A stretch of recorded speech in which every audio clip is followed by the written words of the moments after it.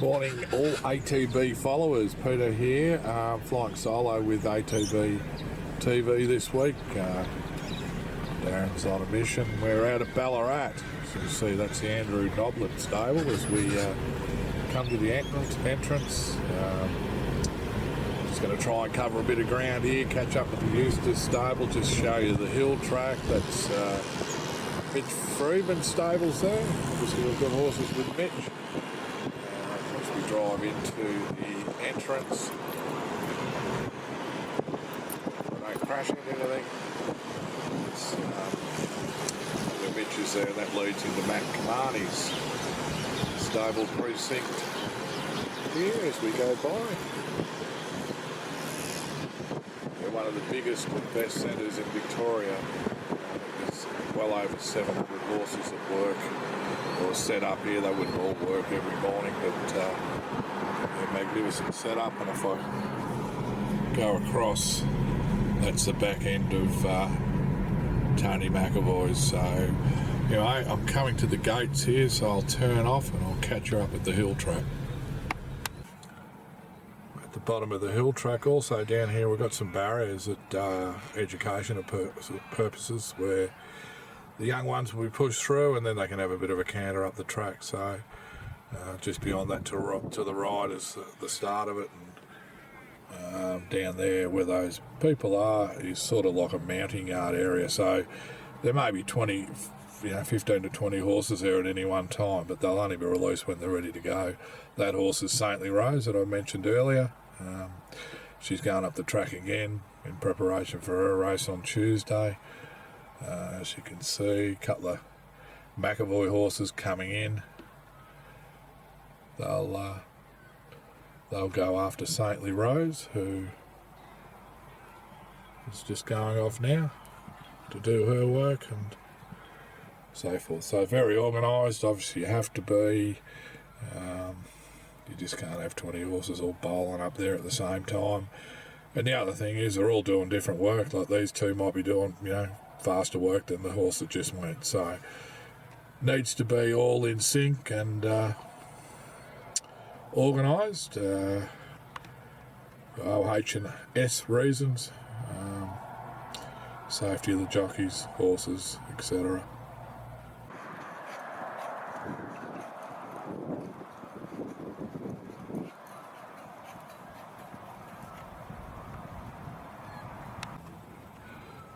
Righto guys, as I mentioned, I've come down to where they enter the hill track, and they all go up in a coordinated manner, mainly because of the lady up here. If I pan up, Stacey Kelly. How you going, Stace? Yeah, good, thanks. How are you, Pete? Good, Stace.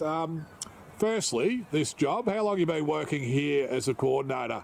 About 8 months now. 8 months. Now, I've spoken to you a bit over the last week or so. I've popped my head up here, and horses that go up here, obviously it's got to be regulated, OH&S and everything else. I mean, you don't want 20 horses bowling up together.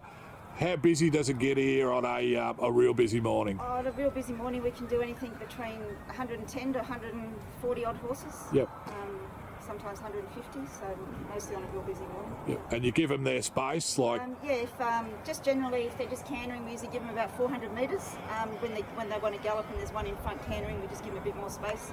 Yep. Allow the horses to turn around safely and get off the track. Yep. You come across most people that are okay. Do you get a few that are a bit niggly? Oh no, all the crew are pretty good. They do a good job. A lot of horses can be difficult to deal with. And, we just manage the bad horses and get them on if we can, and keep everyone safe. Everyone knows the ropes. I suppose you just got to work in together when you got a facility like this. Yep. Very good. We're about 9:30, so we're towards the end of the morning. What time does the hill track close off? So the hill track opens at 7 a.m. Because there's no lights. Yep. So we have to wait for the daylight hours, and it finishes at 10:30 in the morning. Very good. And then you can go and have a cuppa. Yeah, definitely. So what do we got up there? We got a heater. We live in Ballarat. We have, yes, I definitely have a heater, so I couldn't survive without a heater. Yeah. We have a widescreen TV with cameras from the track, so I can monitor the corral and the 1100 and 1200 metre so we can see if everyone's safe coming down through the hill. Because we do have stables on the right-hand side as we look up as well, don't we? Yep, and they exit the track from the right-hand side, so we have to keep them safe. Yep. And the riders on the track safe going to and from Yep. stables. And underneath, as I point over there, that's Michelle Payne's. Michelle Payne's. They exit through and enter through there. Yep. Very good. All right, well, thanks for your 5 minutes. No and worries, yeah, enjoy. This weather's good now, but I can say in 2 months that heat will be on. Yeah, definitely. Don't worry, it was on this morning. Thanks, Stace. No worries. Thanks, Pete. Cheers. All right, guys, I'm just here, and you know, as I've explained about the hill track and the choose, Andrew Payne's just come along on one of his horses. Andy used the hill track. Obviously, it's a point of difference here at Ballarat, but the positives with using it, what do you see them as? Yeah, we've got a chance to alternate the work. We can give them variety, and it's good for some horses that you just want to keep on a straight line. Some of them put a bit of pressure on their front legs. When you work them up the hill, it takes the pressure off the front legs, so it helps with those jointy horses. So, but basically, the variety is a big thing for me. Yeah. Yeah, and obviously it's a point of difference here at Ballarat, but there's plenty of other tracks, and just I think the fact that just getting around the track, you can do a lot of basic fitness work just getting from A to B. Exactly, and you know, there's a lot of tracks that I've been to. You can come unstuck with the weather, but here we've always got a place to work them, and yeah, we're very lucky to have that hill track. Beautiful. Thanks, Andy. Thanks for your insight, and hopefully this bloke's the winner coming up shortly. Thank you.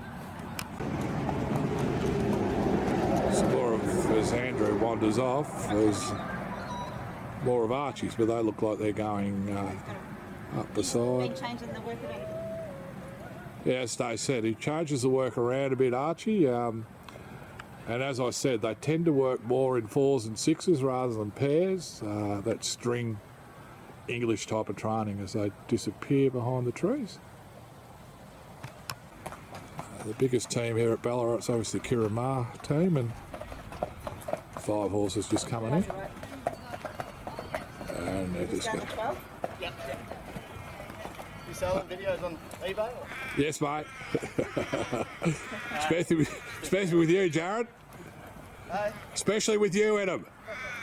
Jared Lawrence-Sony giving a bit of cheek. Road winners for ATB across the journey. So there's none here. So Stace, they're all just bowling up together. There was one playing up there a little. We'll watch them just canter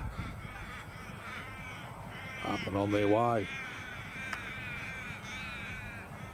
1,000 metres to the hut, and then you can roll up another 1,200, another 200 to the 12 Stace. Is that it? And then another 200 to the 1,400. That's right to the top, basically. Yep. And then, but you can see you can go further right past. Yep. 14. Oh yeah. It's a little windy track that goes up. Yep. So there they go. You'd love to know the name of one of those 5, let alone all of them. Probably an upcoming winner, knowing the way the Mar stable's going. Does that crow annoy you much, Stace? Yes, especially when he gets in the loop. All right, guys, we might leave here now, and I'm going to head down to Kieran Mars and try and catch up with either Dave Eustace. I know Kieran's in Sydney. If Dave's not about, we'll catch Declan, and we'll speak about Detonator Jack, and also Steinem, who's first up tomorrow in a Group 3 at Rosehill Gardens. These were the Mar horses that went up the hill track. They're probably a kilometre away now as they make their way back to the Mar stable. So you can see it's all barricaded off. They'll work their way back around, and over in that vicinity is the Mar stables, is where I'm heading now.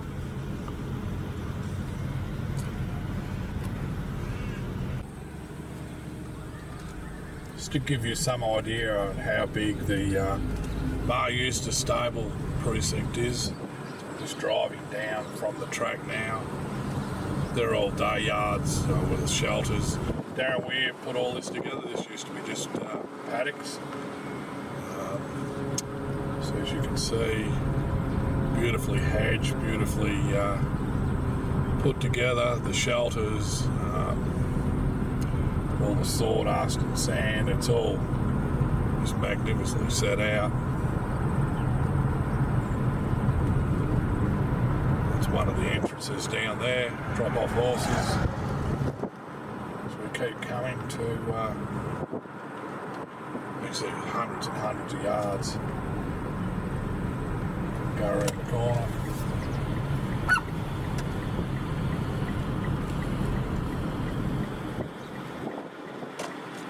It's the same again.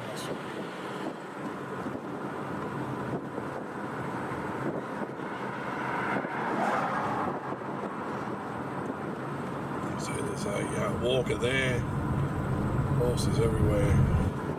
So we come down to the main stable and precinct there, the on-course residence, main barn. The Kirramar sign. As you can see by the number of cars in the car park, there'll be a fair payroll.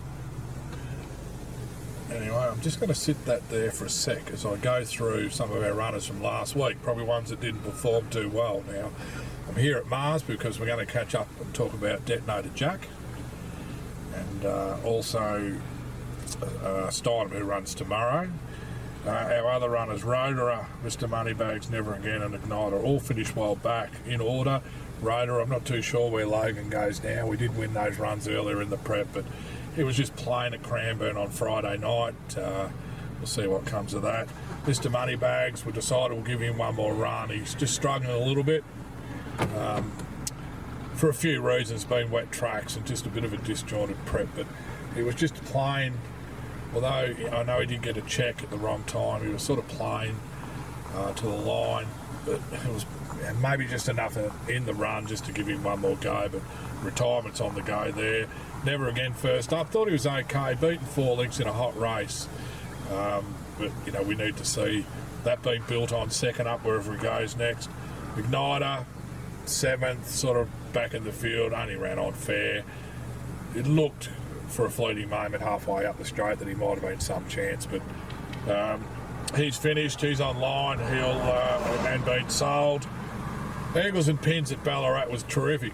Not many horses can come out from their maiden and be very competitive, or be competitive in a 64. She was more than competitive, finished 4th on a heavy track. Excellent run, and I think wherever she goes next, she's going to be very hard to beat. I'll just put up Dean Holland's thoughts of the race here now. To the connections of Eagles and Pins. She ran great today.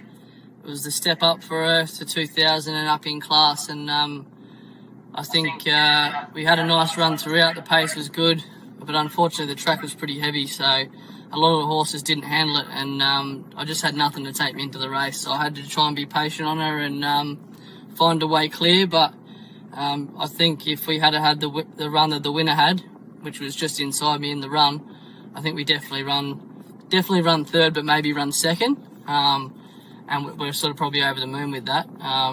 As a result, we ended up running 4th, but she was really attacking the line, so it was good to see her up to that trip.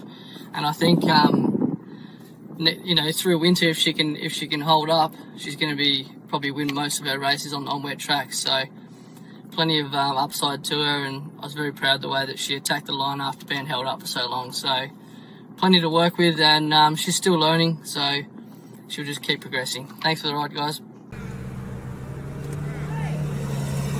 As you can see, Dean, very complimentary of her, and yeah, he's got a good feel for this filly, or this mare, and I'm sure he'll stick wherever the pair go.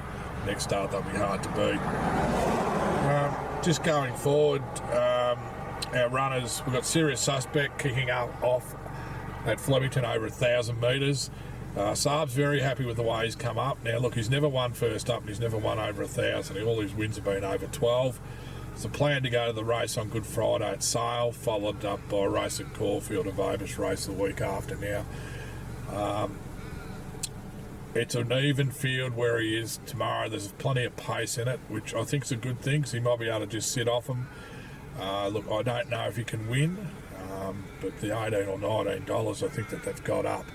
I'm sure he's going to run a bit of a race as we look further down the track with Serious Suspect, but just great to see him back. And from all reports from Saab, he's as good as he's ever had him, which is great news. As I mentioned, we'll talk about Steinem when I get in and catch either Dave or I know Kieran basically said she could win on the radio this morning, but he's up in Sydney. So if we can't get Dave here at Ballarat, we'll try and get hold of Kieran's brother Declan. And just finishing off, Shine and Dandy. Fields will be out a bit later this morning, but he's going around. Probably his swan song. Been disappointing at Geelong next Tuesday over 2,400 metres. If the horse I mentioned earlier, Saintly Rose, will be in that race, and look, I'll be more inclined to back her than Shine and Dandy on Tuesday. So that's it. I'll go in. We'll get a word on Detonator Jack, who was a brilliant first up winner. Fantastic for the owners. We've had to be patient with this horse. Always shown ability, just needed to be ready to go. And the Stable, the masters of getting them first up and winning. And he didn't just win, he blew away. And I think as Rick McIntosh described, he dropped a bomb on him, won by 3 lengths, and all going well. Race like the South Australian Derby, I know he's got a few more boxes to tick, but it's well within his scope, especially after seeing what he did to him at Bendigo last Friday. Anyway, guys, we'll catch up with someone from Mars next. I'm here out at Mars and Eustace Stables in Ballarat, and I've got Jack Turnbull here, and in front of us we've got Detonator Jack, who was a brilliant winner of his maiden last Friday. Jack couldn't have been any more impressive. No, not at all. He was wide, he didn't have cover, and he obviously picked up when asked and won extremely well. He did it easily, and he's come through the run in good order. As you can see, he's still got nice cover. He's still not the finished article, but he's handled his first outing well, and we're hoping he can put a couple together and we can get him up over ground. Couple of mile races, ideal sort of tracks for him, packing them at Sandown, have sort of been circled on the calendar. Yeah, on the 30th and the 31st there's those options. So I think progressing towards a mile and then a mile and a quarter would be ideal, and it'll just allow us to open up any further options and tackle anything decent come the next 2 months. The word derby's been mentioned, the South Australian Derby, and the owners are all excited, but we won't get too far ahead of ourselves. But all those little stepping stones are needed to get to those type of races. Exactly right. You've got to have the horse, and we obviously really like him, but it's good to have a goal, and we can work towards that. Beautiful. Just while I got you, and it's not the horse, but we went past Navy Girls box there, and she's impressed you guys? Yeah, she has. Yeah, she's a little bullish filly. She's been in a good month now, and very independent. She's only small in stature, but she's, as I said, very forward-going, independent. I really like her. She's very natural, so she's just starting to quicken up, and we're doing a lot of work with her being behind horses, just getting to relax. Just don't want her to go over the top and the wrong way. But from what I can see, she's obviously bred to be a rocket, and hopefully she can progress that way and turn into a decent racehorse. She can bring some of her mother's attitude and ability to the racetrack. The owners have a bit of fun. And that's it, yeah. Finally, tomorrow we've got Steinem, who has already shown what ability she's got.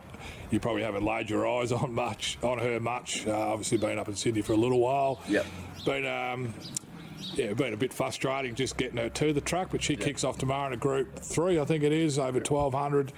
Got a bit of weight, but she looks the class of the race. Should go well. She does, yeah. She gets the right conditions tomorrow. Everything looks to suit. David's going up there. So hopefully we can kick off her campaign well. I know we've got bigger targets, Queen of the Turf, in a couple of weeks. So, if we can get the run under her belt tomorrow, she'll just tighten up naturally, and then we can go towards that. Beautiful. Thanks, Jack. Thanks, B. As I slowly pan around here, ever expanding. I think you said you can have over 200 horses here now, and there's boxes and yards being put together. It's never ending, mate. Never ending. Loving it. Beautiful. Thanks for your time, and 3 horses there of ours here in the Mar Stable, and all looking promising. Good luck, guys. Finally, guys, as I drive home from Dowling Forest, hope you enjoyed just a little bit of vision of the hill track and sort of what happens up there, and obviously speaking to Jack Turnbull, just a bit of an insight on our runners there. One horse that also will run next week is Hasseltoff. Obviously, we've had no luck whatsoever this preparation, and he'll hopefully line up at Sandown in an 1800 metre benchmark 64. A nice barrier and a nice ride and a nice result is what everyone is after. He's had about probably 10 runs this prep with, obviously that little bit of a freshen up, and apart from a couple of close seconds, we haven't had the luck we deserve. So fields will be out Monday for Wednesday's race, and as I said, we certainly all deserve a win. Just finally too, those horses I mentioned last week at the trials, Acceleration runs at Geelong tomorrow, Saturday, race 7, number 2. First up is 2 from 2. It's 1400. I think it's the St Patrick's Day Cup. I'd be backing it. The other horse, Numerian, is running at Flemington. I think it's a top weight in race 7. It's about $14. Probably need the run. I'd just follow it right through its prep. It's a former international. Had one run last year.